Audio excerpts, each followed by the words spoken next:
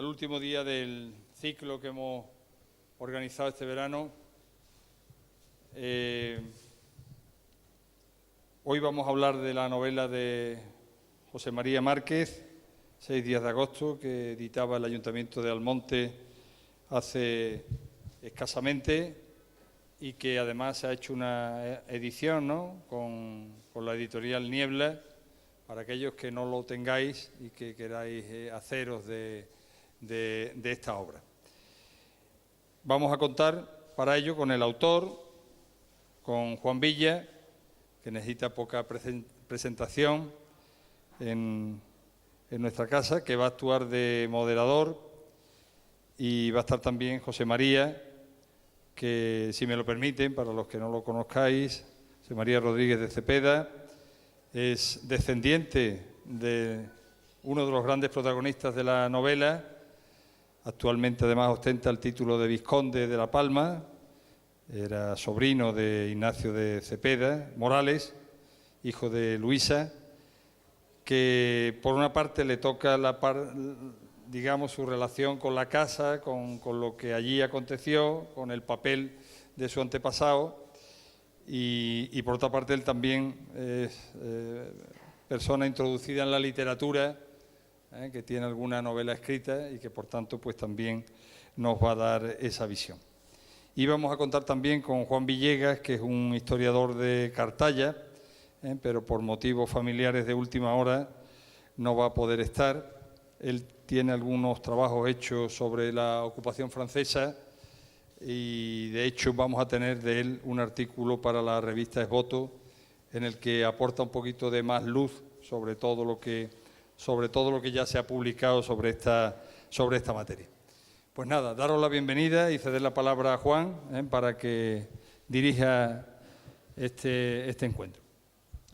Bien, buenas tardes.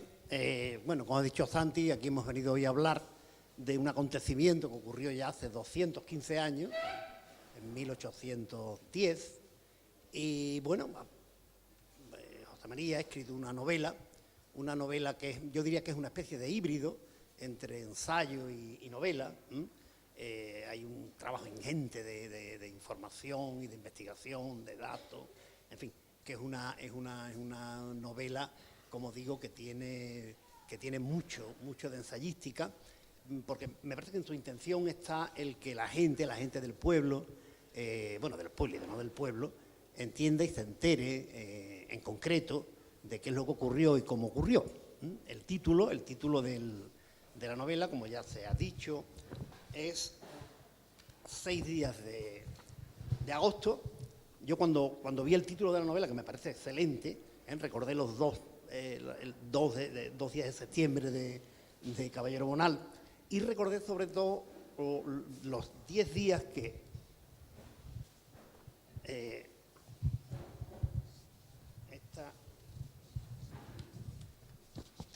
la novela de John Reed, 10 días que estremecieron al mundo, que creo que un poco la idea es la misma que la tuya. Fueron 6 días que de alguna forma estremecieron al pueblo, estremecieron al monte, ¿no? José María, empecemos por él. Bueno, os llamáis los dos José María, los vamos a enredar. José María Cepeda, Rodríguez de Cepeda, es un híbrido también, como la novela, ¿no? Un híbrido de Carmona y Almonte. Él durante su infancia y adolescencia vivió con sus padres en su pueblo en Carmona, pero venía con mucha frecuencia a Almonte, que era el pueblo de su madre, y bueno, él sostiene que su mejor recuerdo lo sitúa justamente aquí, ¿no?, en la calle del Cerro, o calle también Cepeda, como tantos años se llamó, en honor al Cepeda y Alcaide, que fue, como sabéis, el gran amor de la Avellaneda, de Gertrudis de Avellaneda, ¿no? José María estudió Derecho, pasó la mayor parte de su vida trabajando en la administración, en asuntos relacionados con el medio ambiente, pero su pasión siempre giró en torno a la literatura. Él se considera un diletante, pero yo diría que es algo más. Un diletante es algo más que un amateur. Tiene obra de más de nivel, obra de calidad detrás, ¿no? Así que yo creo que, José María, que eres más que un diletante de diletante, que tú presumes ser, ¿no? Ha publicado una novela, Montebrasil. Esta novela se desarrolla en las Azores, ¿no? En las Islas Azores. José María tiene mucha relación con Portugal, tiene una relación sentimental muy fuerte con Portugal, y de ahí que sitúe esta novela suya en Portugal. Luego también tiene un libro de viaje, que también con un título magnífico, Donde nace el Levante. Es un libro de viaje también exponente de otra de sus grandes pasiones, que es la de viajar, ¿no? Hay muchos Cepedas, o hubo muchos Cepedas en la historia que fueron grandes viajeros. Concretamente, Cepeda y Alcaide lo fue un gran viajero. Además de estas dos publicaciones, de esta novela, este libro de viaje, como todo buen escritor, todo escritor que se precie, tiene 2 novelas cortas en el cajón y un puñado de relatos también en el cajón. Todos tenemos cosas que borrar en los cajones. Bien, su presencia esta noche aquí se debe, como ya también anunciaba un poco Santi, a que es descendiente del personaje probablemente central, diría yo, ¿no, José María? El personaje fundamental de la novela, ¿no? Es un Cepeda que, bueno, no nace en Almonte, pero prácticamente su vida la desarrolla en Almonte, y que es, como decía, prácticamente el gran referente, el hombre que aglutinó, el hombre que hizo posible, en definitiva, que la cosa medio saliera bien, ¿no? Y bueno, aparte de esta justificación que damos para la presencia de José María Cepeda en esta mesa, José María también es un gran amante de la historia, un gran conocedor de la historia, y aparte bueno, además de hablar de su antecesor y de la casa de su familia, que fue en realidad el punto fundamental de todos los acontecimientos que a lo largo de estos 6 días de agosto se desarrollaron. Así que tiene, digamos, José María esta doble justificación. Por una parte, el ser el descendiente de este, como decíamos, personaje fundamental de la novela, y por otra, su conocimiento de la historia de este periodo, ¿no? Y pasamos entonces al otro José María. José María Márquez Guitart, almonteño. Aquí no hay confusión ni equívoco por ambas partes, ¿no? Bueno, conocéis todo el mundo a José María. José María es un hombre especialmente inquieto. Digo inquieto porque ha pasado también por muchos eventos, ¿no? Desde su temprana vocación de cura, ¿no?, a su intento de estudiar Derecho, en fin, una serie de circunstancias que han ido aconteciendo a lo largo de su vida, y como él mismo dice, para terminar detrás de una mesa de escritorio donde se ha mantenido hasta el momento de su jubilación. Él ha pasado por muchas funciones, contable, administrativo, gestor, gerente, director, etcétera, etcétera, hasta que finalmente aparca en el Rocío, aparca en la Caixa, en la banca, en la oficina de la Caixa del Rocío, y aquí se jubila con 55 años, todo un lujo. Bueno, prejubile, llámale como te dé la gana, pero bueno, dejas de trabajar. Bien, como digo, sus obligaciones fueron muy variadas, y no lo son menos sus devociones también. José María ha tenido una actividad muy amplia y muy plural y muy abierta a lo largo de su vida en Almonte. Participa en la creación y organización de la Asociación de Criadores de Ganados Marismeños. En la televisión local colabora con mucha frecuencia, presentando actos de distintos tipos. Además también es pregonero de Semana Santa, pregonero de las ferias, en fin, un multiuso, ¿no? Uno como de estas navajas suizas, que es capaz de hacerlo todo. Pero quizás también la afición fundamental, o la pasión fundamental quizás de José María, sea la lectura. La lectura en las más variadas materias y sobre asuntos siempre o casi siempre relacionados con su entorno, que es lo que más o menos hasta ahora ha ido trabajando. Su primera obra impresa es un cuaderno de Almonte que llevaba por título El pueblo de Almonte, sus yeguas y yeguerizos, publicados por el Ayuntamiento en 1997. Vendría luego la crónica del primer centenario de la coronación canónica de Nuestra Señora del Rocío, publicada en este caso por la Hermandad Matriz, y también en un cajón, como todo buen escritor, en un cajón tiene actualmente un voluminoso y exhaustivo trabajo sobre las venidas de la Virgen al Monte, que anda podando, Además de todo esto, pues está su novela 6 días de agosto, que es de la que hoy hemos venido a hablar aquí. Bien, 6 días de agosto, como decía antes, es una especie de híbrido en el sentido de que pesa mucho en ella la información, pesa mucho en ella la investigación, el dato. Es muy complicado construir una novela con tanto dato.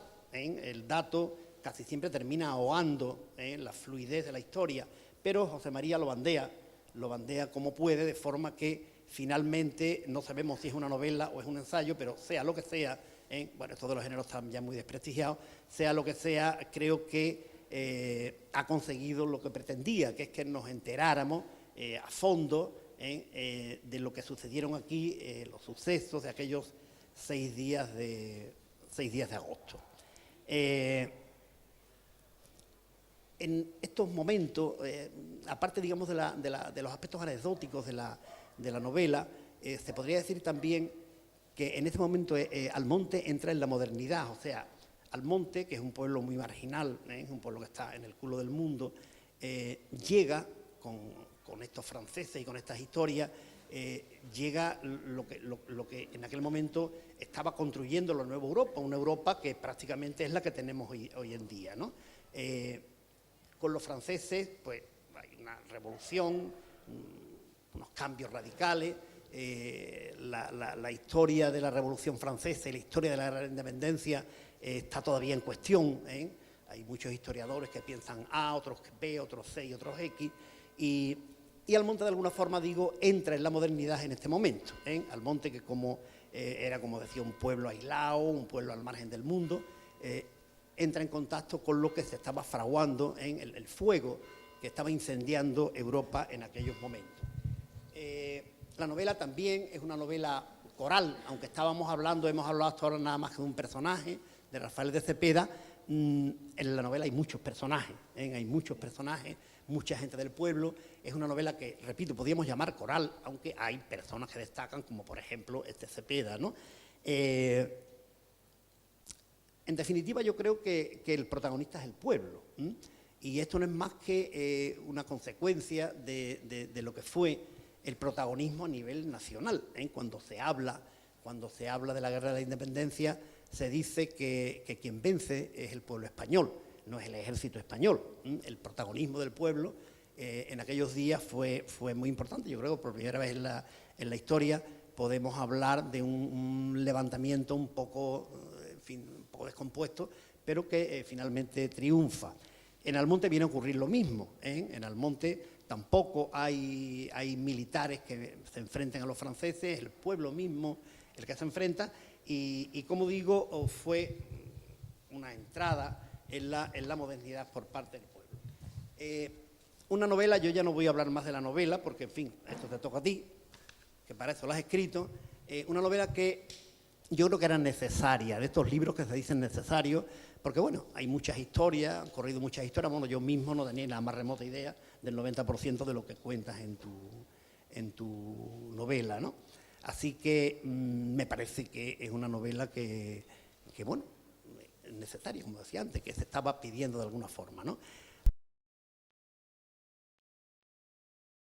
A José María, como decía, heredero de Cepeda, que fue la cabeza visible, más o menos, el que aglutinó de alguna forma el descontento en aquellos días, y luego ya hablará el autor de su novela. Así que, José María.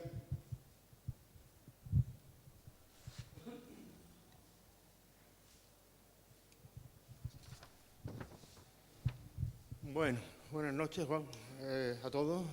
Juan, muchas gracias por la presentación. Y me has quitado, vamos, lo que yo pensaba decir al principio, que cuando Santiago Padilla me invitó, pues me imaginé desde el principio que era por mi condición de descendiente, en grado de sobrino retataranieto, de Rafael de Cepeda y Ortiz de Abreu. El primer Cepeda almonteño y el último Ortiz de Abreu, como bien lo define el autor de esta novela. Yo he de confesar, ante todo, que al ser un antepasado tan lejano, apenas había oído hablar de él hasta fecha relativamente reciente. Y ha sido la obra sobre los Cepeda de Pilar Ramos Cobano, así como esta novela que hoy comentamos, las que me han puesto en la pista de este personaje, que con el transcurso de las lecturas ha ido ganando para mí en interés y complejidad.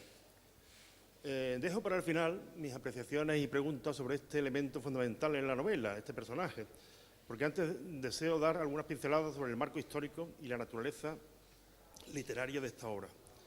Y pido al público por anticipado disculpas por mi osadía al hablar de unos temas en los que no soy especialista en absoluto y comprensión ante posibles inexactitudes que pudiera verter a lo largo de mi intervención. Mi parentesco, como acabo de decir, con este personaje no deja de ser colateral, puesto que mi línea de descendencia proviene de su hermano pequeño, Felipe, gracias al que, pese a los 15 hijos que tuvieron Vicente de Cepeda e Ignacio Ortiz de Abreu, algunos fallecidos tempranamente, otros que permanecieron solteros, otras del sexo femenino, fue el único que perpetuó el apellido Cepeda. En cuanto al marco histórico, la acción de la novela se desarrolla entre los días 14 al 19 de agosto de 1810, en un pueblo un tanto apartado del condado onubense, fuera de la ruta principal, Sevilla-Ayamonte, en donde precisamente se ha refugiado la Junta Suprema, en Ayamonte. Este pueblo es Almonte, por supuesto. En él se ha establecido un pequeño destacamento napoleónico, probablemente con el único fin de velar porque no se desmande la guerrilla refugiada en los bosques doñaneros, del gran ausente de esta novela y de la historia de la acción, que era el señor jurisdiccional de la comarca, el duque de Medina Sidonia. España en aquel momento está invadida, con la única y mínima excepción de la isla de León. Faltan 2 años para la Constitución de Cádiz y 3 para la instauración del voto del Rocío Chico. Como bien dice el profesor José Álvarez Junco, eminente especialista en historia contemporánea, en algunos de cuyos escritos me he apoyado para documentarme sobre esta época, ni el nombre dado a la contienda, ni su carácter de lucha contra un invasor extranjero son pacíficos entre los historiadores y dedicados a la cuestión. En primer lugar, porque la denominación de Guerra de la Independencia es muy tardía, de mediados del siglo XIX. Antes se la denominaba Revolución, a secas, Guerra contra los franceses, etc. En cuanto a la naturaleza en sí del conflicto bélico, existen historiadores actuales que prefieren llamarla guerra civil, dada la presencia de españoles en ambos bandos, así como de numerosos ilustrados afrancesados, muchos de ellos pertenecientes a la nueva aristocracia creada por Carlos III, el cual tituló a científicos, comerciantes, etcétera, frente a la antigua aristocracia más tradicional, cuyos blasones provenían exclusivamente de méritos de guerra. Por otra parte, no hay que olvidar que la llamada Guerra de la Independencia fue en gran parte un conflicto internacional entre las potencias emergentes de la época, Francia e Inglaterra, en el marco del baile de alianzas y contraalianzas que presidió el reinado de Carlos IV y en la expansión napoleónica por Europa. El ejército regular español, a mi juicio, tuvo un protagonismo limitado en la contienda, salvo la batalla de Bailén, siendo mucho más significativa la intervención del pueblo alzado en armas, bien en motines y algaradas como el 2 de mayo, bien a través de la guerrilla, invento netamente español, cuya presencia y actuación determinantes en el éxito de la guerra, el autor de esta novela ha sabido ver perfectamente. Como bien señala Álvarez Junco, no hay que olvidar que el motivo primigenio de la invasión de napoleónica, por así llamarla, no fue otro que la conquista de Portugal, tradicional aliado de la monarquía inglesa desde tiempos inmemoriales, aunque al final se produciría la ocupación de toda la península, que se hizo sin grandes problemas hasta que el traslado de Carlos IV a Bayona y su posterior abdicación como rey sublevó a la población. En definitiva, no se trataba más que de sustituir a una dinastía por otra, ambas de origen francés, y también en este caso mediante una guerra, como había sucedido un siglo antes, con la Guerra de Sucesión, que instauró en España la monarquía borbónica. Como es obvio, la propaganda tradicionalista triunfante ante un pueblo tan noble como inculto, el pueblo del vivan las caenas, como lo era entonces el pueblo español, presentaba a Fernando VII, primero el deseado y después el rey felón, como un niño desvalido, preso en Bayona, entre un padre débil, una madre perversa y manipuladora y un valido corrupto e ineficaz, Godoy, al que culpar de todas las desgracias patrias. Se atribuye a Napoleón, al Napoleón final de Santa Elena, aquella frase de «me equivoqué en las formas, pero no en el fondo». Y yo estoy convencido de que así fue, porque las tropas napoleónicas traían consigo la modernidad frente al rancio tradicionalismo, la ilustración frente a la superchería inquisitorial, la libertad y la igualdad revolucionaria, al menos teórica, frente a los privilegios de una iglesia retrógrada y de una nobleza anclada en el despotismo del antiguo régimen. Pero si bien todo eso es cierto, también lo es que no es el fin el que justifica los medios, sino al contrario. Son los medios los que justifican el fin, y los medios empleados por el emperador de los franceses para tratar la cuestión española no fueron en absoluto ni los más acertados ni los más justos. Para empezar, comienza engañando al pueblo español diciéndole que solo pretende invadir Portugal y luego se adueña militarmente de toda la península. Y para proseguir, instaura el nepotismo, nombrando a su hermano José I, que no hubiera sido un mal gobernante en tiempos de paz, sobre todo si lo comparamos con Carlos IV y Fernando VII, rey de España, sin consultar al pueblo que pretende gobernar. En la novela se apunta tímidamente esa dicotomía entre ilustración y tradición en algunos personajes españoles al servicio del ejército invasor, singularmente el teniente Redondo. En ese sentido, creo que quizá hubiera resultado más verosímil y de mayor eficacia narrativa introducir el perfil de un afrancesado local con más enjundia entre los notables del pueblo, tal vez el médico, el boticario o el propio Cepeda. En cuanto a la estructura de la novela, un narrador omnisciente nos va presentando una serie de personajes, algunos reales, otros ficticios, unos españoles y otros franceses. Primero conocemos a los miembros del cabildo local y luego a otros que van desde la escala más baja de la sociedad a la más alta. Es de resaltar la riqueza documental que sostiene la novela, tanto en la toponimia como en las expresiones del habla popular, formando un auténtico friso de aquella sociedad estamental del municipio de Almonte, perteneciente entonces al Reino de Sevilla. Braceros, oficios, pelentrines, pequeños propietarios e hidalgos ricos con ansias aristocráticas, como mi antepasado, desfilan por sus páginas junto a mujeres del pueblo, soldados invasores y guerrilleros echados al monte, que no son ni más ni menos que algunos jóvenes almonteños y de pueblos limítrofes, guiados por su forma de entender el patriotismo, por su sed de aventura o tal vez por ambas cosas. Y tanto más importante es la recreación de un ambiente, el de la carestía y desabastecimiento, el de presión, de angustia contenida, de auténtica fe y devoción en su santa patrona, la Virgen del Rocío, a la que dirigen sus plegarias y de la que esperan la solución de todos sus males. Novela histórica, crónica, ensayo novelado. Esta cuestión se la dejo a los expertos, como mi amigo Juan Villa, que aquí presente, que ya ha tocado un poco el tema en su presentación inicial. Y estoy de acuerdo que, por supuesto, es una novela coral, eso sí, salta a la vista desde las primeras páginas. Curiosamente, al leerla, nos damos cuenta de que todos conocemos el final. Es la crónica de una muerte anunciada, la del capitán Dossó, y la consiguiente venganza que se cierne sobre el pueblo. Y en última instancia, la salvación para ellos por intervención mariana, según la arraigada creencia popular que hace que las fuerzas de castigo se tengan que volver a Sevilla cuando ya están llegando al monte. En cuanto a Rafael de Cepeda, cuando yo era niño y vivía mis largas estancias almonteñas durante las vacaciones escolares en la casa de mi abuelo en la calle del Cerro, entonces llamada Cepeda, jamás pude imaginar que por aquellas nobles estancias, jardines, patios y corrales se paseara el fantasma invisible de un oficial francés, ni que el pulido suelo tras la puerta principal estuviera aún manchado de sangre. Jamás oí hablar a mi abuelo ni a nadie de la familia de aquellos acontecimientos de los que no supe hasta mucho tiempo después. ¿Quién fue realmente Rafael de Cepeda y Ortiz de Abreu? ¿Cuáles fueron sus inquietudes e intereses antes, durante y después de la contienda?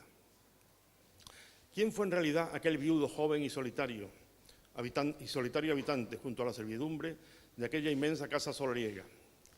Los datos que he podido recabar para responder a estas preguntas solo me ofrecen una respuesta difusa y fragmentaria.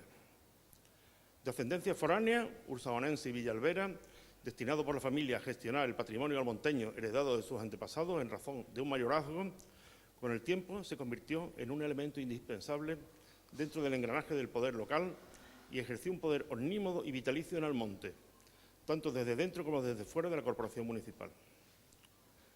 Así se nos presenta la novela no como un intrigante, que no lo fue ni falta que le hizo, sino como una especie de amigable componedor, casi como un juez de paz que tanto sirve para mediar en las rencillas entre los vecinos como para negociar con los franceses unas condiciones económicas y vitales que hicieran un poco más llevadera la vida de la población en aquellos difíciles días en los que transcurre la novela.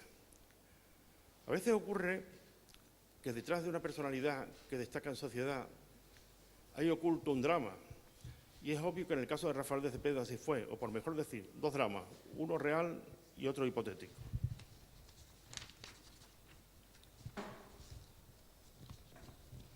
Porque es evidente que tras quedar viudo con tan solo 33 años, su mujer muere de parto y su pequeño y único hijo solo le sobrevive unos días, ¿qué consuelo le quedaba a aquel hombre sino dedicarse en cuerpo y alma a sus negocios agrícolas y ganaderos, a la política local y ayudar a sus convecinos más desfavorecidos para tratar de cauterizar aquella herida? Este es el drama real de la vida de aquel Cepeda, pero yo voy más lejos y me planteo, como hipótesis de trabajo, si no hubo aún otro drama en su vida, en este caso derivado de su posición política ante la nueva monarquía napoleónica establecida en España con José I. ¿Fue Rafael de Cepeda un afrancesado? Comulgó en su fuero interno, como hombre ilustrado que era, con las nuevas ideas de libertad y de ilustración que venían de allende los Pirineos, más allá de la obligación impuesta de ceder su casa como residencia de la oficialidad francesa. ¿Ejerció el patriotismo de una forma diferente a la tradicional? Como caballero maestrante de la Real Maestranza de Sevilla, seguramente tuvo acceso a algunos individuos de la nobleza que simpatizaban con las ideas renovadoras del nuevo régimen. El ejemplo más palmario fue el conde del Águila, cuyo fin fue mucho más trágico al ser linchado por la multitud en aquellos días de desconcierto y zozobra por el simple hecho de acatar las leyes vigentes y, como asistente de la ciudad de Sevilla, cumplir órdenes emanadas de la autoridad francesa que, nos guste o no reconocerlo, ostentaba la legitimidad política tras la abdicación de Carlos IV. Siguió Rafael de alguna manera los pasos de mi tatarabuelo Felipe, su hermano menor, que bien por afrancesamiento, bien por avidez de novedades, no tuvo empacho en recibir en la tertulia que celebraba en su mansión ursaonense nada menos que al abate Marchena, máximo representante político en Andalucía de la nueva monarquía josefina, como nos cuenta Rodríguez Marín. Hipótesis más o menos fantasiosas aparte, no cabe duda de que la posición de Rafael de Cepeda durante la contienda fue difícil y comprometida, cogido entre dos fuegos.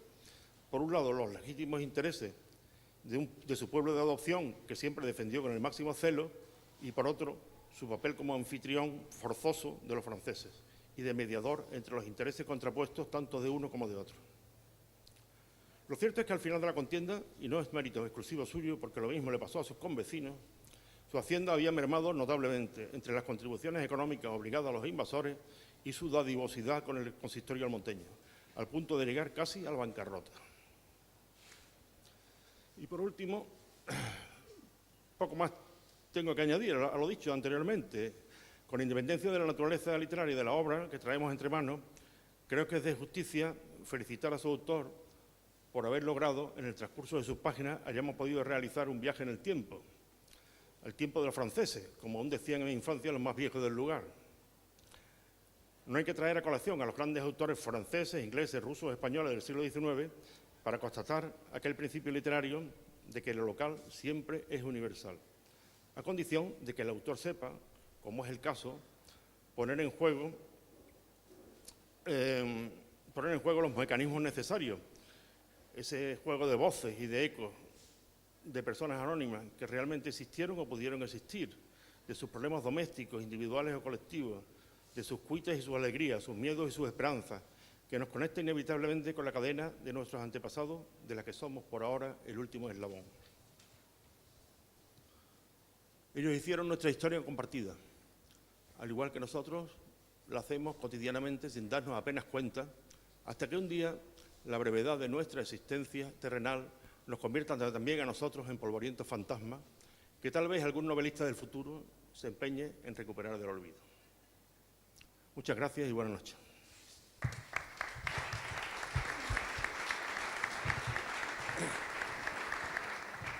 Bien, creo que ha quedado más o menos claro quién era este hombre, en este antepasado de José María, que, bueno, él nos ha dejado unas ciertas dudas también, ¿no? Porque en tu novela está como más perfilado, más concretado.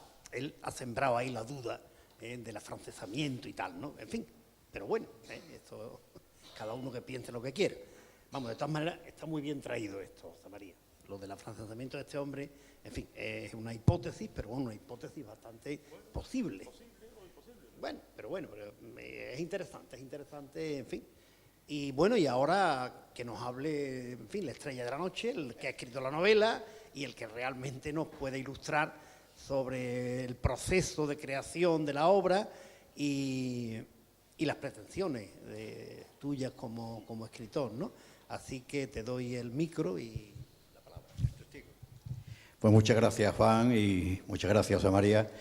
Muchas gracias, Santi, por este inmenso honor de estar aquí compartiendo este trabajo que he hecho con todos ustedes. La estructura de la novela, haciendo alusión a lo que ya se ha dicho, de los muchísimos datos que he tenido que manejar, he intentado aportar todos esos datos y decirlo en una primera parte, de manera que fueran siendo digeridos por los lectores y retenidos en su memoria para cuando ya empieza la acción no tener que ir aportando más datos, sino que ya la gente sabe qué es lo que está pasando, cómo está la gente, cómo el pueblo de Almonte ha quedado ya sin nada y cómo las relaciones sociales dentro del pueblo. Es el primer milagro que hace la Virgen, es que la gente no se revolucione contra sus autoridades, que son las que le están quitando la comida de su casa. No son los franceses. Los franceses le ordenan al ayuntamiento que les lleve la comida y es el ayuntamiento el que acude a la casa a requisar lo que haya que requisar, y los que tendrían que estar repartiendo abastecimiento no lo reparten, sino que muy al contrario se los quitan de su casa para dárselo a los franceses, ¿no?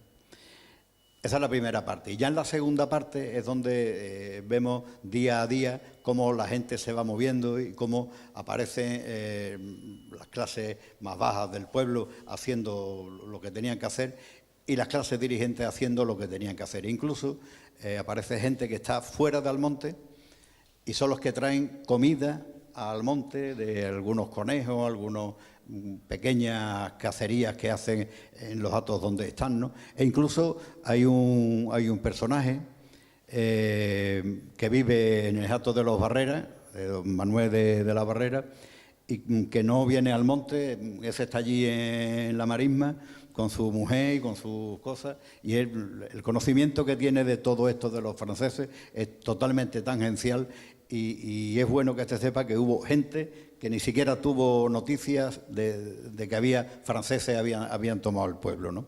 En apenas 200 metros que van desde lo que hoy es La Martina, es toda esa manzana donde está la oficina generales del ayuntamiento, el hogar del pensionista, la oficina de recaudación y demás, hasta la casa de Cepeda no llegará a 200 metros, ahí ocurrió todo. Ahí está la Plaza del Pueblo, ahí está el ayuntamiento, ahí está la iglesia, y por ahí pasa toda la gente de Almonte. En aquel tiempo pasaba todos los días y allí se cocía todo, allí donde se buscaba trabajo por las tardes, allí, bueno, trabajo que tampoco había porque coincide también con el verano, ¿no? Y sin embargo, yo que he pasado tanto por ese sitio, allí estaba el paseo, ¿no? Cuando había paseo en Almonte, la gente se paseaba por la plaza y la calle El Cerro, ¿no? Y yo cada vez que escuchaba el día de Rocío Chico leer el acta y demás, que era la única vez que se leía en todo el año, yo decía, bueno, eso ha pasado en mi pueblo y ha pasado aquí en esta plaza, y aquí estaban los muertos tirados por las calles y los tíos pegando tiros y la gente escondía. Eso, en los tiempos cuando yo me criaba, eran las películas del oeste, eso era, se veía un montón de gente tirada por las calles muertos. Y mi imaginación me llevaba a una historia parecida, ¿no? Que hubiera sido, pero una vez nada más pasó eso, sí. Una vez nada más, y quedó para siempre. Hicimos el voto de Rocío Chico y, sin embargo, se decía una vez nada más al año. No parecía que tuviera la importancia que yo le daba en mi cabeza a la cosa, ¿no? Entonces me preocupaba mucho saber cómo ocurrió de verdad todo aquello, cómo se rodearon estas circunstancias tan grandes para que ocurriera algo tan tremebundo como una revolución dentro del pueblo, de la que finalmente no había quedado nada. No había un monumento, no había recuerdos de la gente, alguna leyenda yo escuchaba en Pozo habían tirado a algunos franceses que se habían llevado el niño de la Virgen, lo habían robado los franceses y por eso el niño era más chico en proporción que la imagen de la Virgen, y todas esas leyendas yo decía, bueno, pero esto pasó de verdad, no pasó, ¿cómo es que nadie dice absolutamente nada de esto, ¿no? Imaginarme cómo fue todo aquello. Después de leer el libro de María Antonia Peña Guerrero, rectora entonces de la Universidad de Huelva, El tiempo de los franceses, imaginarme yo el pueblo de Almonte como somos la gente de Almonte. Imaginarme que en 1810 seríamos peor, ¿no? Imaginarme que aquellas personas, aquellos obreros del campo con su familia, sin tener nada que darle de comer, sin tener ocupación, con aquella calor en aquel mes de agosto, que esa gente no se les fuera a las barbas del alcalde y de Cepeda y de toda aquella gente y les partiera los hocicos, para mí era impensable, ¿no? Y pensar también que esas autoridades fueran todos los días al ayuntamiento a intentar hacer las cosas y no dijera, mira, yo no hago ya más nada, yo no salgo más de casa, me resultaba imposible, ¿no? ¿Cómo se puede vivir así? ¿Cómo se puede gestionar el no tener nada, el no repartir nada, el no hacer ningún bien a los ciudadanos, al contrario, hacer solamente esas cosas malas, ¿no? En el año de 1810, en abril, vino un coronel, Mutó, con una compañía de dragones del príncipe Arenberg y quería hacer la milicia cívica. La milicia cívica era el protogen de la Guardia Civil, ¿no? Eran unos soldados que no tenían instrucción militar y tenía que estar formada por propietarios o hijos de propietarios, bien sea de fincas o de negocios, pero tiene que ser o el propietario o el hijo de un propietario. ¿Por qué se niega el pueblo de Almonte a constituir la milicia cívica? ¿Por qué pensaban que era mejor darle las armas a los braceros, a los peones del campo, en vez de tenerlas ellos? Si hay una revolución, yo preferiría tener yo la escopeta que la tuviera otra persona, ¿no? Pues se niegan. Y se niegan que tienen que comparecer ante Arenberg, que les ponen unas multas, que los tienen en jaque, que se va Mutó y viene Dosó expresamente para formar esto y esa es la constante. Y si vemos el acta, que yo lo que he hecho es novelar el acta esa que se lee. Y ahí se hace mucho hincapié en que, como si fuera una cosa muy mala, el hacer la milicia cívica, ¿no? ¿Por qué se niegan? No lo he entendido, ¿no? ¿Cómo es que no hay jóvenes en el pueblo? Se han ido, han huido, muchos los metieron en el ejército los militares españoles cuando al principio de la guerra cuando llegaron, y otros muchos pues simplemente cuando fueron cumpliendo la edad fueron desapareciendo, ¿no? Ese año de 1810, por ejemplo, que la Virgen está en Almonte desde febrero de 1809, existe la romería del Rocío, se hace la romería en Almonte. Yo no tengo noticia ninguna al respecto, me imagino que algo se haría, ¿no? Por muy prohibido que lo tuvieran los franceses, ¿no? Esa salve diaria que aprovecha seguramente el cura y aprovecha seguramente el alcalde para lanzar esos mensajes cuando está toda la población reunida allí. ¿Qué se decía? ¿Cómo era posible apaciguar los ánimos de aquella gente sencilla, analfabeta absolutamente, pero que no tenía nada? Muy difícil mantener la calma cuando tus hijos están llorando porque no tienen comida, ¿no? y a base de polear y polear y polear y polear y polear de maíz o de lo que fuera, ¿no? Estas tropas que hay en Almonte son tropas del rey de España, no son francesas. Es un regimiento creado por el rey de España y es el 4º regimiento de cazadores a caballo españoles. Y su uniforme es verde, no es el azul y blanco de los franceses, ¿no? Y en él el que manda, el capitán, es francés y los suboficiales son todos franceses también. Pero los soldados, la inmensa mayoría de los soldados, son españoles, el alférez es español y el teniente es español. Eso tuvo que ser una sorpresa en el Ayuntamiento de Almonte cuando llegaron soldados de los franceses hablando español y que eran españoles. Tuvo que ser un gran movimiento en sus cabezas, ¿no? ¿Quién era este José Napoleón? ¿Era una especie de hermano tonto de Napoleón que lo puso ahí? ¿O era realmente una persona inteligente, un tío que podía haber sido un gran rey, como dice José María, en tiempos de paz, en otras circunstancias a lo mejor? Pero es que este hombre se creía de verdad que iba a ser rey, se creía que su hermano lo iba a dejar ser rey, ser el rey de España y de las Indias, y como tal firmaba los documentos. José I Bonaparte, rey de España y de las Indias. Pero no era nada de eso.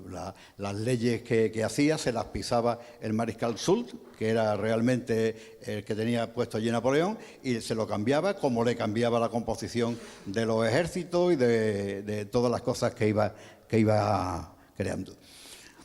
¿Cómo es posible que 39 milicianos civiles sean capaces de coger prisionero a una guarnición de 2 compañías, la de Dosó y la de la Gendarmería de Matiñón, cogerla prisionero, derrotarlo, conquistarle un cuartel hecho de ladrillo y de fábrica dentro de un pueblo donde casi no hay posibilidad de disparar un cañón, ¿no? Desde la iglesia hasta, que sería lo más lejos que podría poner un cañón, está casi demasiado cerca, ¿no? ¿Cómo puede ser? ¿Cómo estaban dispuestas esas tropas? ¿Qué estaba pasando en Almonte para que lleguen 39 paisanos y sean capaces de entrar por todas las calles del pueblo a la vez y no hay vigilancia ninguna y bueno, coger los prisioneros a todos y entrar en casa de Cepeda y matar al capitán de la guarnición de la forma más casual y fortuita del mundo, a través de una puerta, sin saber siquiera quién era el que estaba detrás de la puerta, y resulta que era el capitán? Y por esa muerte absolutamente fortuita reciben órdenes los franceses de pasar a degüello la población. El degüello era un toque que había en todos los ejércitos en aquel tiempo, de corneta, y mientras estaba sonando la corneta con ese toque, los soldados tenían la obligación de matar a todos los enemigos, cortarle el pescuezo a todos, y no dejar piedra sobre piedra de lo que fuera, ¿no? Esos soldados profesionales, ¿cómo es posible que no se defiendan y salgan 14 de caballería a buscar ayuda en vez de cargar contra los insurrectos, ¿no? Los revolucionarios aquellos, ¿no? Cuando leemos el acta, leemos las comunicaciones que se hacen, resulta evidente que las autoridades no quieren parecer como que ellos han tenido algo que ver con aquellos contrabandistas que decían los franceses, aquellos revolucionarios, ¿no? Los soldados, los civiles estos que se revolucionan, ¿no? Incluso en las cartas que mandan a Soult y a D'Arenberg explican que, bueno, que han llegado unos tíos que se han liado a tiros, que han matado al capitán, que se defendió valerosamente, y 14 habían huido auxiliados del paisanaje, o sea, que ellos han ayudado a que los 14 aquellos sean capaces de salir del pueblo, ¿no? Sin embargo, eso, Soult, los oficiales franceses, ¿cómo van a admitir nunca que 39 indocumentados sean capaces de capturar a una guarnición de soldados profesionales de caballería, ¿no? Que son gente que está entrenada para atacar, ¿no? No para defender, sino para atacar, ¿no? Es todo una confusión muy grande, ¿no? Y sobre todo en el acta hay una parte que dice que a las 10 de la noche el día anterior se recibe, el magistrado, el alcalde, recibe una orden, la más dura dice que es que a las 10 de la mañana tiene que tener la lista de la Guardia Cívica, el día 17 de agosto. Y sin embargo no se nombra luego nada de las 10 de la mañana, sino que a las 11 había llegado los gendarmes a relevar al dosó y que a la 1 habían llegado los paisanos estos y habían matado al capitán, pero no se nombra nada de esto de la instrucción, de la orden que tenía de formar la Guardia Cívica y no se sabe qué ocurrió con eso, ¿no? Entonces nos inventamos que, bueno, fueron a intentar hacerlo, pero que el hombre estaba indispuesto en aquel momento y no los pudo atender, ¿no? Y finalmente, ¿quién era este Rafael de Cepeda? Del que no sabíamos absolutamente nada. Yo siempre me creí que la calle de Cepeda era por don Juan Cepeda, que era el que tenía yo más cercano en la historia, ¿no? Y era por otro ascendiente que había sido procurador en las Cortes y tal, ¿no? Pero bien merecería la pena que se hubiera llamado la calle Cepeda por este Rafael de Cepeda, que es un hombre que vino al monte en 1794 y al año siguiente ya era alcalde, sin ser propietario por sí mismo, porque la propietaria era su esposa, los padres de su esposa. En fin, un laberinto de historias de los abuelos de Ortiz de Abreu, ¿no? Pero el caso es que en 1797 tiene un chiquillo, que ese sí va a ser ya almonteño. Todos sabemos aquí que en Almonte o naces en Almonte o no eres almonteño en tu vida, hagas lo que hagas, ¿no? Pero este hombre, el hijo, sí iba a ser almonteño, pero muere a los pocos días de nacer. Y su madre había muerto en el sobreparto, y entonces Rafael de Cepeda se convierte en heredero forzoso de más de la mitad del término, bueno, de las tierras de labor de Almonte, de la noche a la mañana. Pero ya tenía asentado tal poder en Almonte, tal red de clientela, de amistades, de personas que trabajaban para él o con él, que era el que mandaba, era la autoridad. A mí me recordaba a César Augusto, ¿no? Cuando termina de derrotar a todos los enemigos y entonces se presenta en el Senado de Roma a devolver los poderes especiales que le habían dado, porque ya está todo en paz, y el Senado le dice, no, tú sigues aquí mandando, que tú eres el que manda mejor, y entonces te vamos a poner aquí una silla y tú eres el que va a seguir mandando. Que no tenía poder, pero tenía autoridad. Y los alcaldes jamás se les ocurrió mandar nada con lo que Cepeda no estuviera de acuerdo, ¿no? Fue otras 2 veces más alcalde de Almonte, en 1813, cuando se hace el voto, siempre alcalde de primera vara.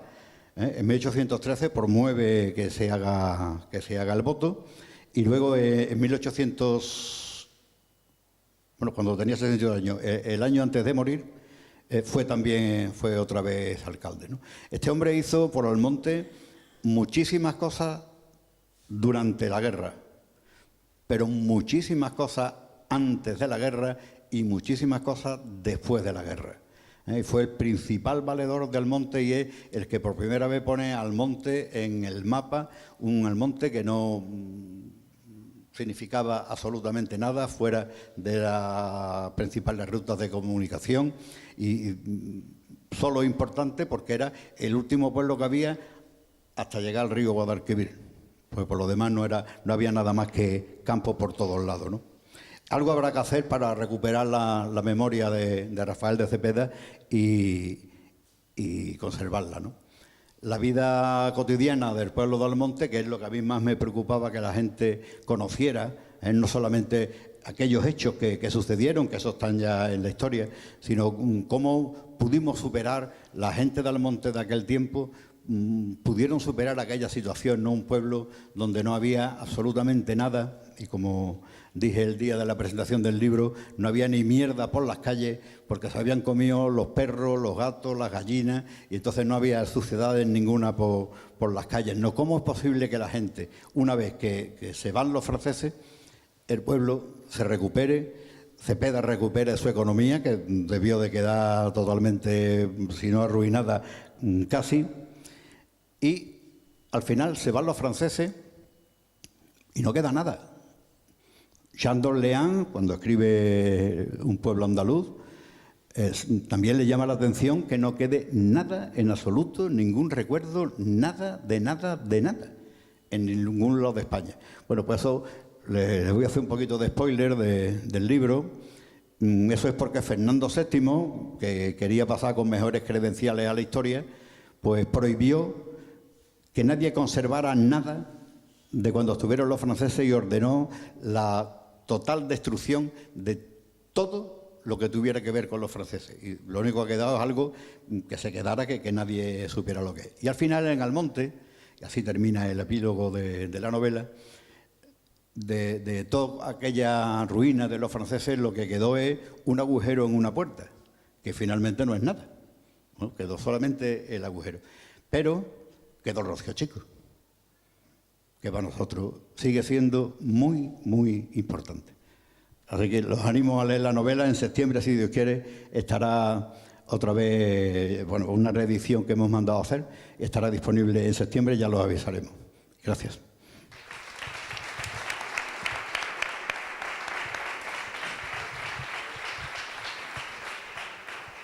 Bien, creo que ha quedado bastante claro, ¿no?, con la explicación de José María y la del otro José María. Me imagino que muchos de los presentes han leído el libro y me imagino que muchos de los presentes, aunque no haya leído el libro, tienen noticias de aquel mundo y de aquellos años. Y estaría bien que en fin, que participaran y ampliáramos un poco más la información sobre esta novela que ya digo, merece la pena leerla, y el que se quiera enterar de por qué el Rocío Chico existe tendrá que leerla sin más remedio. Así que si alguien quiere preguntar, le doy la palabra. El micro. ¿Y el micro? A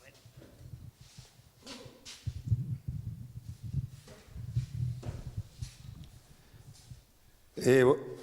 Buenas noches. Yo he leído tu libro, me ha encantado tu libro y me surgen muchas dudas de muchas cosas, me han abierto muchas... Una de las cosas que me ha llamado mucho la atención es cuando estás hablando de que uno de los protagonistas, uno de los que están en el campo, encuentran en el coto a una serie de franceses cortando pinos. Están talando el coto. Pero después no sigues tú por ahí, no terminas de saber qué puñetas hacían los tíos allí. Y ahora me gustaría tener esa curiosidad de ver qué te llevó a ti a crear aquella... Eso es cierto. Existió esa orden del Mariscal Soult para cortar todos los árboles, toda la madera que le diera la gana, desde el Guadalquivir hasta el Guadiana. Entonces se emplearon a fondo en cortar los pinos. Además, a ellos les venía bien porque le quitaba el abrigo a los guerrilleros que estaban en el Coto Doñana, que había desertores, había guerrilleros, había gente que se había echado al monte, gente que estaba rehuida pero no estaba con ninguno. Entonces, quitarle ese abrigo para ellos era importante, ¿no? Eso incluso, como decía, que es otra historia, ¿no? Ahí tuvo mucho que ver luego Domingo Castellanos, que era un hombre que pusieron de administrador de la parte esta del duque de Medina Sidonia, y él se encargó de repoblar todos aquellos pinos que habían quitado, incluso de otras especies, ¿no? Alcornoques, sabina, acebuches, que los habían cortado todos los franceses. Pero es otra historia, no era el objeto de... Pero habrá que escribirla, supongo. Habrá que escribirla.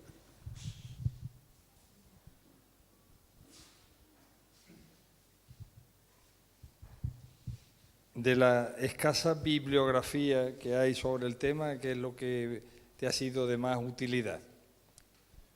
A mí lo que más útil me ha sido es El tiempo de los franceses de María Antonia Peña Guerrero.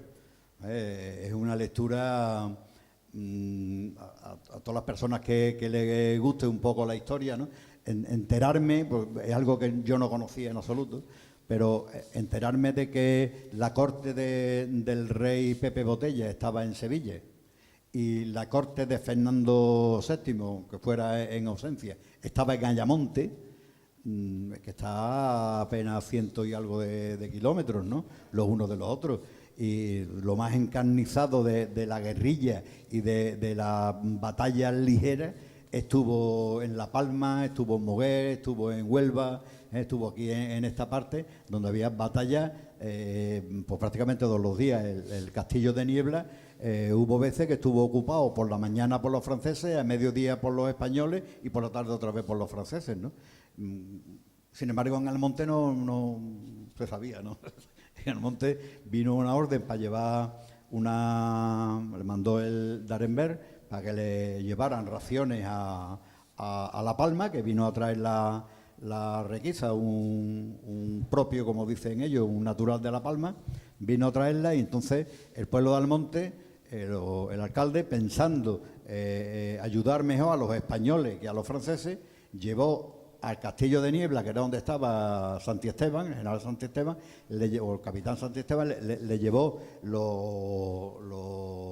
la comida y las raciones que había bebido, se las llevó a Santi Esteban. Pero cuando llegó a Niebla, el que estaba era D'Arenberg.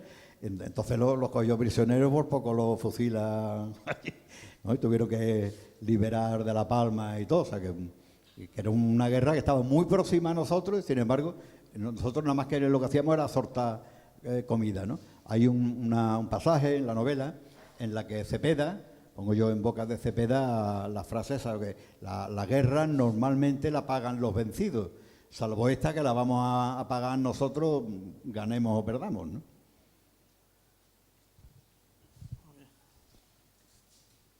Más cosas por ahí. Venga, que ahora mismo lo tengo todo fresquito y me acuerdo.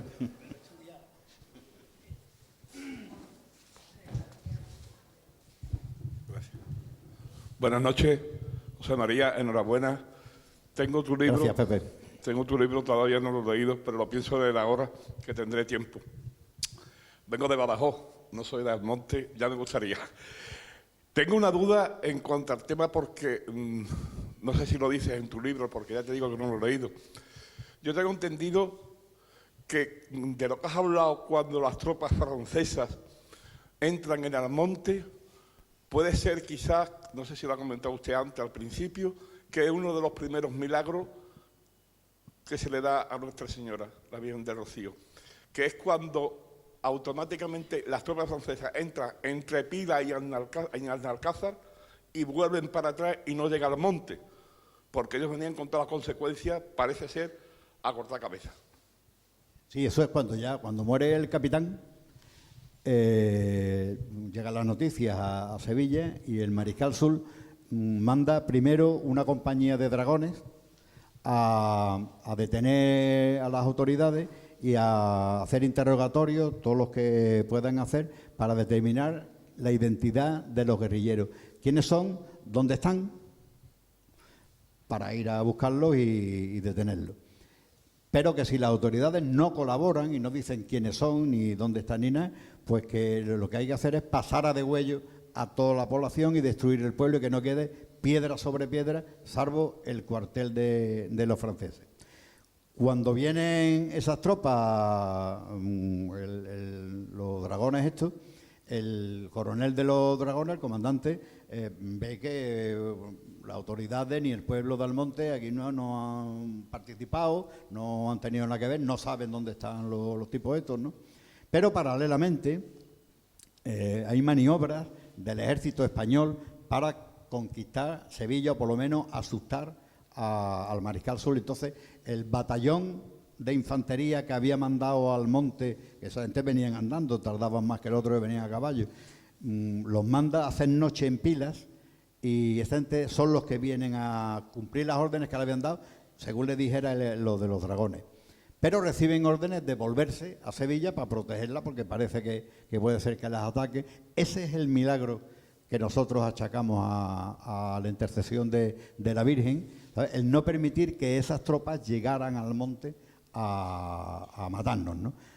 Pero hay más milagros. Está también el milagro de que el capitán de los dragones, el comandante de los dragones, decidiera irse con todas las tropas para Sevilla también, ¿no? Que no más que con las tropas que había en Almonte podían haber hecho también una una escabechina grande, ¿no? Y no la hacen, ¿no? Muchas gracias, José María. A ti. ¿Alguna intervención más? Bueno, yo me gustaría hacer un comentario al hilo de una de las cosas que has dicho, José María, con relación a los méritos de este hombre, a lo mejor para tener una calle en Almonte. La calle Cepeda se decide ponerle ese nombre en el año 1911. Los motivos que se argumentan en el pleno donde se decidieran eran los méritos de Ignacio Cepeda y alcalde de Baeza, que no sé qué relación de parentesco tiene con este señor, sobrino, y su hijo, Ignacio de Cepeda y Córdoba, que muere antes que el padre.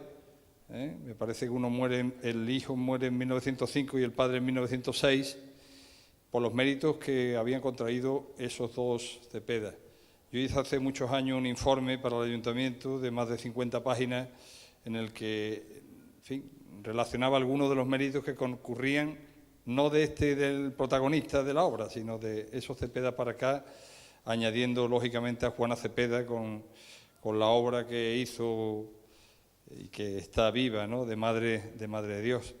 Y efectivamente yo creo que habría motivo. Yo soy vecino de la calle, en este caso hablo como vecino, y muchas veces he pensado, bueno, pues que cuesta un poco entender cómo en un pueblo consolidado como en Almonte, una calle importante de Almonte sigue teniendo de nombre un accidente geográfico, el Cerro, habiendo la posibilidad de que tuviera ese nombre que recogería, bueno, pues todas las contribuciones, no solo de estos dos que yo he mencionado, por los que se le puso la calle en 1911, que no tiene nada que ver con, en fin, alguna gente pensaba que esto era después de la guerra, ¿no? Esto fue en 1911. Pues estos dos, más los que han venido después y los que vienen de atrás.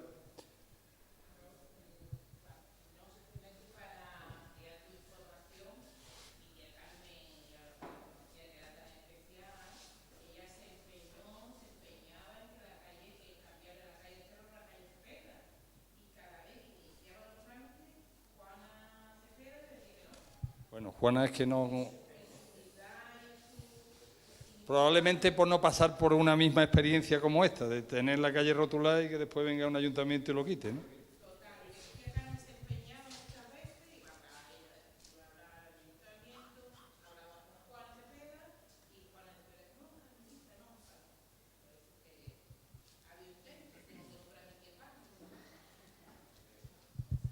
Bueno, ¿alguna intervención más? Aquí que yo creo que puede resultar curioso, es precisamente de estos días de cosas que ocurrieron en La Palma también. Entonces, si quieres te lo leo, o es una página solo, vamos, ellos lo conocen porque tú lo conoces, ¿no, José María? El documento este de la... Exactamente, sí. Es que es muy curioso porque es un parte de guerra que mandan desde el campo de batalla en La Palma. Y dice, bueno, Gaceta Extraordinaria de Cádiz. ¿Esto funciona? Sí, ¿no? Del sábado 16 de marzo de 1811. Dice, parte del general Ballesteros. Excelentísimo señor, me anticipo a comunicar a vuestra excelencia la satisfacción que acabo de lograr en la sorpresa que he executado sobre el general Remón, al amanecer de este día, hallándose su división sobre las armas, caso inaudito en la milicia, como su excelencia conocerá. Le he cogido todo el bagaje, la artillería y municiones, caballos y prisioneros. El campo está cubierto de cadáveres, en una palabra. Los restos que le han quedado andan dispersos y mis tropas cazándolos como conejos. En el momento que me halle desembarazado, daré a su excelencia parte circunstanciado de la acción que ha sido la más gloriosa. O sea, que esto lo está escribiendo allí mismo, con los muertos delante, entiendo yo. Entonces... ya dice, bueno, en el momento, Dios guarde a su excelencia muchos años, en el campo de batalla de La Palma, a las 8 de la mañana del 10 de marzo de 1811, firmado Ballesteros. Después dice, los enemigos se retiraron a Sevilla dispersos. El primero y cuarto escuadrón de húsares de Castilla, al mando de don Luis del Corral, se hallaban en San Lucas la Mayor y las avanzadas en la cuesta de Castilleja. Se cogieron por Barbastro 2 cajas con dinero y a 4 legos del secretariado un obús. Es la imprenta de Viuda de Comes, que es en Cádiz, imagino. Y es una cosa curiosísima que me encontré en casa de mis abuelos ahí en La Palma, y digo, es una cosa que te dice, bueno, estaban también por todos lados, en La Palma y el condado, supongo yo, ¿no? Sí, perdona.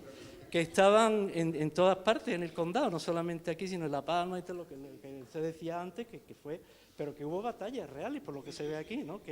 Y había un ejército español entonces, que no solamente guerrilleros y que hubo... Sí, sí. Exacto. Sí, sí, sí. Había un ejército español, ayudado por los ingleses, por el general Wellesley, que luego fue el duque de Wellington, después de Waterloo y demás, y había un ejército francés, y también formado por muchos españoles, que era el ejército del rey de España, de José Napoleón, ¿no? Claro. Por eso es ese carácter de guerra civil que tenía la guerra de la independencia, ¿no? Que hay muchos autores que hablan de una auténtica guerra civil, ¿no? Porque había muchísimos franceses y muchísimos afrancesados, y muchísimos españoles, radicalmente españoles, que no querían nada de la...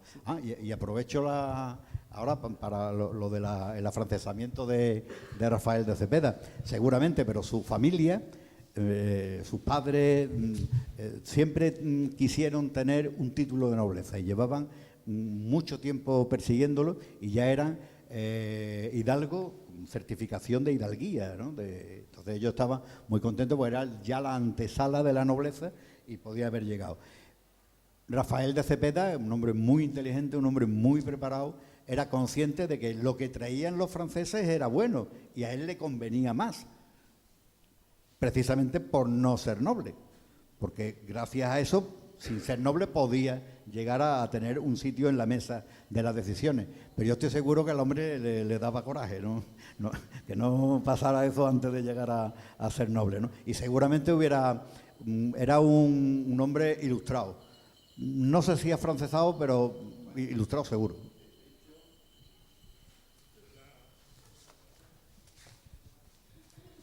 La nobleza titulada le llegó a los Cepeda por vías colaterales, ¿no? Desde... Acércate el micrófono. Acércatelo. Me lo acerco. Ahora se escucha mejor, ¿no? Le llegó por vía colateral, ¿no? Desde los tiempos de principios del 19, ¿no? Que cuando una Cepeda se casa con el conde de Campo Alange, ¿no? Que fue de los primeros Cepeda titulados por vía colateral. Después también, en 1800 y pico, en la época de Isabel II, el marquesado de Marchelina, Ignacio Romero de Cepeda, ¿no? Que también es de una hija de Vicente de Cepeda y Paz, ¿no? De Ana María, que es la mayor, ¿no? Que se casa con un Romero y a ese le dan, al hijo de esto le dan el marquesado de Marchelina, y luego después pues viene el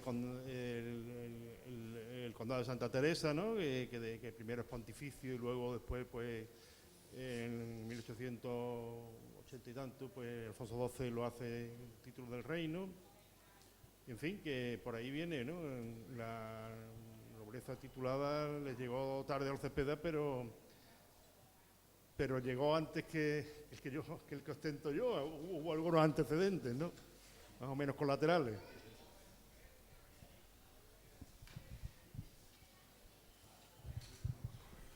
¿Algún apunte? ¿Algún comentario? Bueno, pues simplemente apuntar también, para el que tenga curiosidad, en uno de los números de la revista Esvoto contamos con la participación de peritos de la Guardia Civil que hicieron una reconstrucción de la escena del crimen, como la puerta existe y como la casa donde ocurrieron los hechos, pues el espacio del zaguán es el mismo, lo único que ha cambiado es la puerta del zaguán.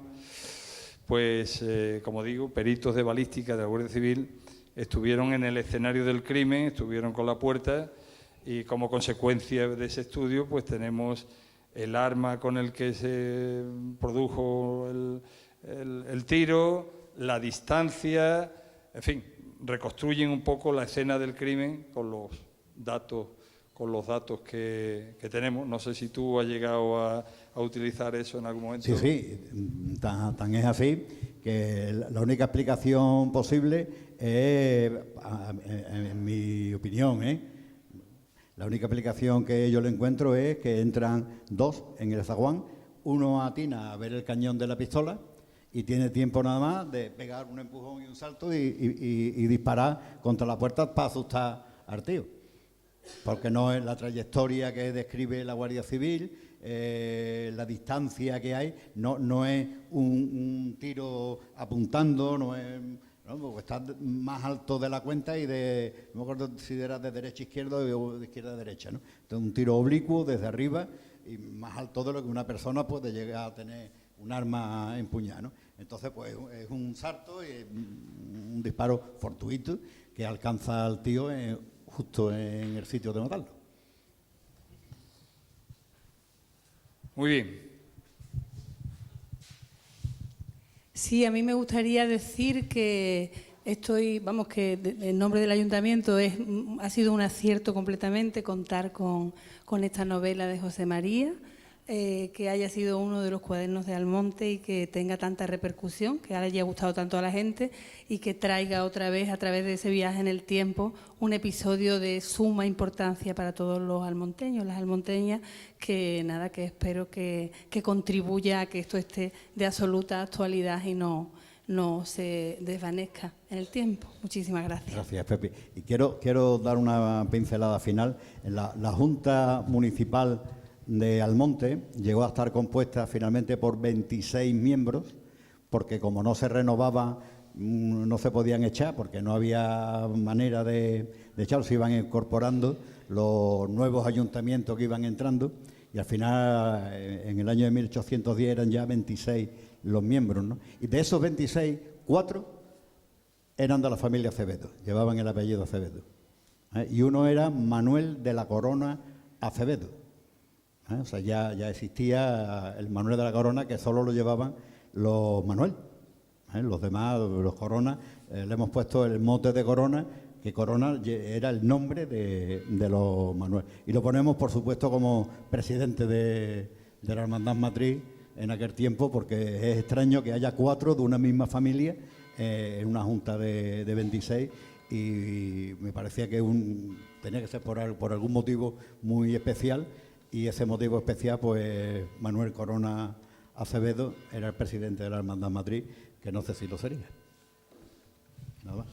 Pues nada, muchas gracias a los dos, José María, muchas gracias, Juan. Antonio, gracias por la... ¿Perdón? ¿Hay alguien? Sí. Hágase. Nada más que Juana Cepeda merecía, yo qué sé, lo más grande.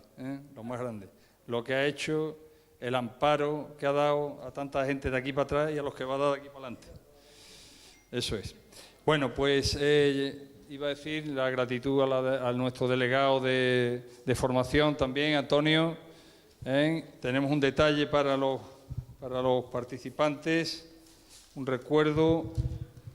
Hemos conseguido libro, que este no es para ti, ¿no? Esto no lo has conseguido tú para... Tengo uno. Ahí va.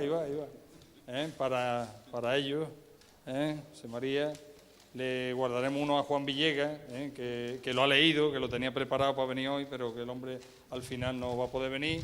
Y esto es un pequeño detalle también, de recuerdo, que lo hemos hecho a todos los que habéis participado en este ciclo.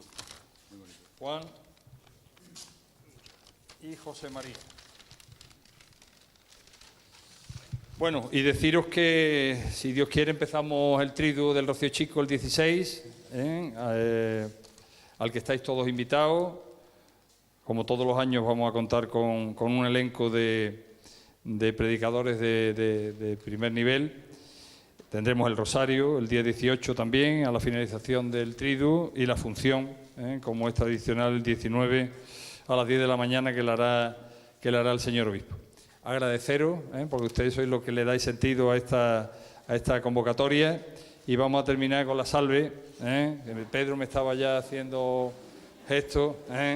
Vamos a terminar con la salve, que la tenemos aquí al lado. Vamos a a pedirle a la Virgen, bueno, pues que el Rocío Chico también sea una fuente para difundir su reinado entre nosotros y entre todas esas personas que van a venir estos días a disfrutar del Rocío Chico.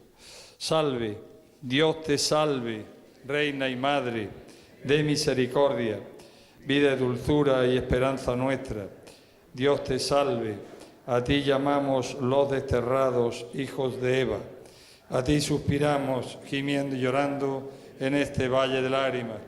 Ea pues, Señora, abogada nuestra, vuelve a nosotros esos tus ojos misericordiosos y después de este destierro, muéstranos a Jesús, fruto bendito de tu vientre, oh clementísima, oh piadosa, oh dulce siempre Virgen María. Ruega por nosotros, Santa Madre de Dios, para que seamos dignos de alcanzar y de gozar las promesas de nuestro Señor Jesucristo. Amén. Nuestra Señora del Rocío ruega por nosotros.